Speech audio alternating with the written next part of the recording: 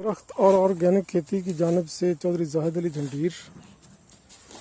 आज हम आपको दिखा रहे हैं कि किस तरह गुलाब के पौधों को पैबंद की जाती है, ग्राफ्टिंग की जाती है, जिससे फिर मुख्तलिफ कलर्स के फूल निकलते हैं। पहले ये देसी गुलाब की कलमें लगाई गई थी, उसके बाद अब ये दूसरा प्रोसेस है इसका। ये पौधे कुछ इन पे ग्राफ्टिंग की जा चुकी है। ये देखिए,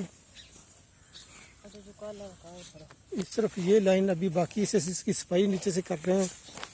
नीचे से सफाई करने के बाद फिर इस पे ग्राफ्टिंग की जाती है मुख्तलिफ कलर्स की जो शाखें होती हैं उनके साथ। तो ये जनाब हेड माली साहब ये इस तरह कर रहे हैं, कलम बना रहे हैं। ये कलम बन रही है।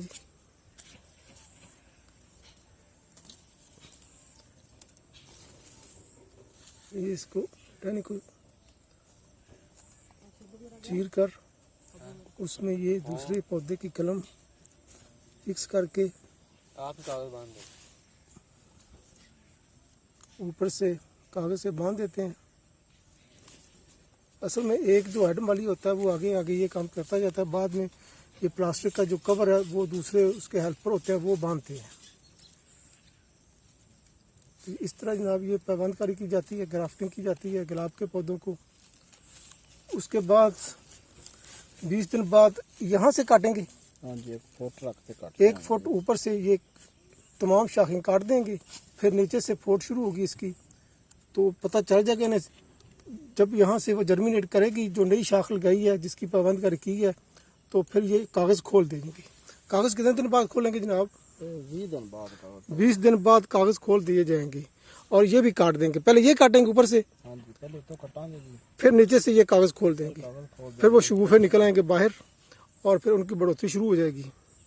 तो इस तरह जनाब ये गुलाब की पैबंदकारी की जाती है। इसमें मुख्तलिफ वैरायटियों की जो आँखें वो फिक्स करते हैं, फिर उसी कलर के उसमें से फूल निकलते हैं, वो वैरायटी आ जाती है। ये जनाब ये आँख निकाल रहे हैं।